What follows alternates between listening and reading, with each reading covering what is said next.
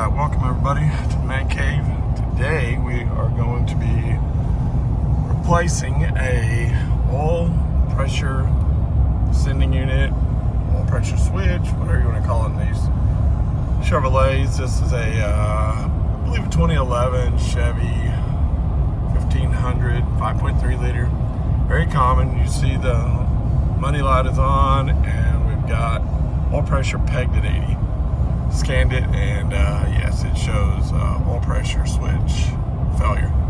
So we're going to get that replaced up today. I've got another video on this that I've done in the past, and but I figure, we'll update it and show you what it takes to get this out. It is a little bit of a job. They don't put them in an easy spot. Chevrolet recommends that you remove the intake, and we're not going to do that. We'll use some tools with swivel, and we'll get it out of there. Like I said, it is in a pretty tight spot, but I'll show you where it's at, and we'll get this thing removed, get the new one in, test drive it, reset light, and see what it does. All right, I'll bring you back when we get hood up on it and start getting the switch out. All right, so here's the truck we're working on, and part we're going to be replacing is back here in the very back. Gonna be back behind here. So what we'll do is we'll get this pulled off and kind of show you back in there. We'll get some light in here, and we'll show you where this part is at. This is oil pressure switch. And like I said, these things are pretty notorious about going out on these things. This truck got 136 or so thousand miles, I think, on it, somewhere's in there. And it's the original one. It hasn't been out yet, so.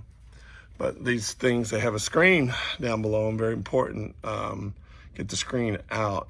Sometimes these motors, they tend to build up a little bit. Now, with all that being said, this truck, I know the history on this truck very well. I know the customer. She's a regular customer of mine, and it's a very clean truck. I know she does oil changes like she's supposed to, tune-ups. I've actually got a video on this truck on transmission fluid change. So very well at maintaining her truck. So I don't suspect that screen should have anything wrong with it, but we're going to take it out anyways and replace it as well. So, but I'll show you all that as we get to that point. All right, we're going to bring you in here so we can show you where the sensor's at. These things, a lot of times the sensor itself is not really so hard to get out as everybody thinks. It's sometimes, or a lot of the times, the problem is getting the sensor unplugged so that you can get it out, and that's generally where the problem is. So I'm going to zoom in here, and that right there is your sensor. You see the blue. See the blue on the one side, and there's a white tab on the other side, and that white tab has got to be pulled up, and that is where, let's see if we can get it a little bit more.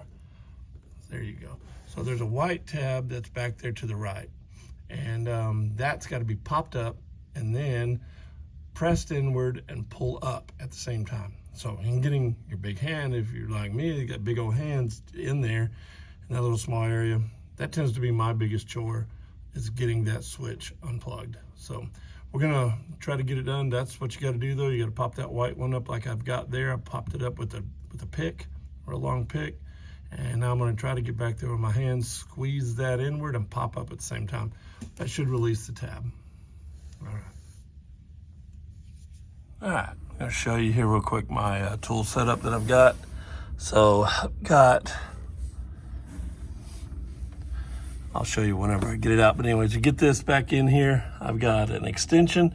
The extension we're using is a, it's like a little wobble extensions is what I call them. They really make it a lot easier. And I'm using a tool that's made for sensor. Get the sensor out. See if you can see it down in there. You see it. I got it on there. We'll bring the extension tool right up here, and what we'll do is we'll come in here and we'll see if we can bust it loose. And there we go. And it should be turning down in there. we'll get it turned, we'll get it removed, we'll show you what it looks like. All right, so we got it out. To get this out, tools I used.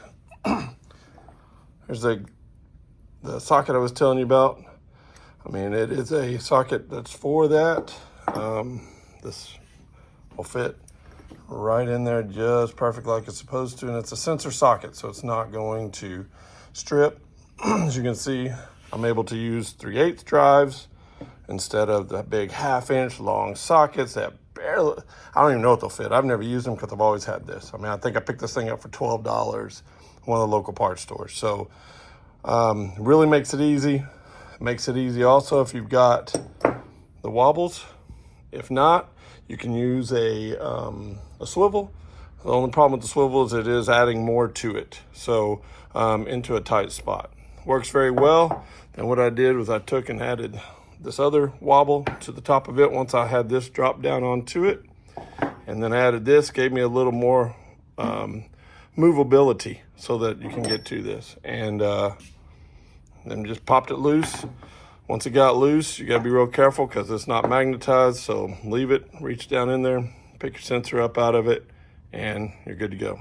So now what we're gonna do is we're gonna do a little trick, if I can find the bolt that I use, but there's a bolt that you can use to get the screen out. And so we'll find this bolt, I'll show it to you. I don't know if I have the size of it, but I'll show it to you how we can get back down there and we get that screen removed out real easy. So, all right, stand by and I'll show you. All right, so here we go. So here's the new sensor. Here's the new screen. So what this is the old screen is sitting in the block still. So it's gonna be down, jammed inside the block below where the sensor itself was, okay? So what we're gonna have to do, find yourself a bolt, take your new sensor, your new screen, find you one that's going to slip inside of it. So you see we've got it inside there. Now it doesn't hold on to this one very well because it's new still. The other one's gonna be exploded up just a little bit because it's plastic, rubber. So what you're gonna do now is take this bolt. I've used this bolt 2 or 3 different times and it will work. So you're gonna go back there, you're gonna slide it down into where we removed it from, and it'll go down into that hole. You'll feel the resistance. You're gonna screw this in just a little bit. You'll feel resistance as it goes in, and then just pull up and it will come right out with it. So, all right, so let's get back here. We'll get this thing pulled out and I'll show you how it fits on there, how the difference that it actually fits this where the new one didn't. So, all right, I'll bring you back in just a second. All right, so here we are, like I was telling you. This is the old screen and it doesn't look bad. Definitely the sensor was the issue, but you know, it came with a new one. We're gonna go ahead and put a new one in it. But like I was telling you, these, for whatever reason, these sensors themselves, I mean, the screens themselves that are inside the engine, they fit it in there pretty tight. Like I said, I screwed it in there. As you can see, look, I can't push it off. We're gonna try to unscrew this with one hand and see how there it just unscrews off and should be good to go. There's the old one, there's the new one, and new sensor, old sensor. So we'll get this installed and bring you back for it after we get it started, get the codes reset on it, and see that it's performing like it should. Stand by. All right, and just like that, we've got the back end, the new sensors down there in place. You can probably kind of see it in there. And that's our jewel right there with the blue top. And got that installed. I'll show you what I used to install it back with. So we dropped the screen back in there. The screen will drop right in because, like I said, these are just because they're new, they're not as tight. So drop the new screen in, take the sensor, screw it down as tight as you can get it by hand because you can get your hand back there. And as you can see from the video, whenever I took this, I did not remove anything other than the top shroud itself up here. You know, our fuel lines are still connected. Our vacuum hose back there is still connected. You know, people say it gets in the way. It doesn't. If you have a swivel and you're able to get back there, you know, these hoses will pull forward. This hose will pull forward. And let me zoom out of here a little bit. These will pull forward You can get your hand back in there, and there's plenty of room without having to disconnect any of the stuff. Don't want to lose fuel, then your whole shop's going to smell like fuel. You're going to smell like fuel. There's no reason for it. It doesn't have to be. So anyways, put it back in by hand, and then I take and put the sensor itself. Here's a sensor tool. The double wobble, like I said, like we've got on here. And without the top on it, we just drop this back down onto the sensor, lock it in place. Not to worry about it breaking it because it is a sensor socket, so it's not going to break it. You hear people say they've broken before. If you got that socket, you're not going to break it. Get it down on there, and then all I used was this right here. This is it. And because it's small, you can get in there, you can work it. You know, I've got this one, but it doesn't need that much pressure on it. This thing's got, you can't, well, you can see it kind of sitting there, but this is the old one. But they have some silicone or something that's on them to help seal them as well. This right here is all I used. Got in there, snugged it as tight as I could get it, and I'm done. I left it. It will not leak. I've done many of these. So, but anyways, all right, let's get it started, and we'll reset the codes first, get it started, and then we'll go from there. All right, here we go. We've got the scan tool hooked up. Let's get in here. Let's get this reset. You can tell we're still check engine lights on. Go in here and we'll hit scan. See if this thing will pick it up. And see if we can get this reset. So there we go, 2011, 5.3, yes. Code scan, yes. See if she's got any of the other codes in here too. Looks like it does. There's 3 codes here. So we'll get this scanned, see what it shows. Like I said, we know the oil pressure was not reading properly. It was up on 80. It would drop down to 0 every once in a while for the customer. Said a whole lot, or it would come on saying low oil pressure. So I didn't see that when I was driving it, but I did see it was stuck at 80. So we definitely know that's not where it should be. And of course, this is taking a little bit of time, so we'll skip forward on this, and I'll bring it back in when we get this scanned out. All right, here we go. There, as you can see, we've got engine oil pressure. There is 2 other codes there going on as well, and we'll look at that and see. Engine oil pressure, sensor performance. So what we'll do is we'll get this cleared out, then we'll start it in run mode here. We'll watch the pressures and we'll see what they're doing as well. So, all right, let's get these codes cleared.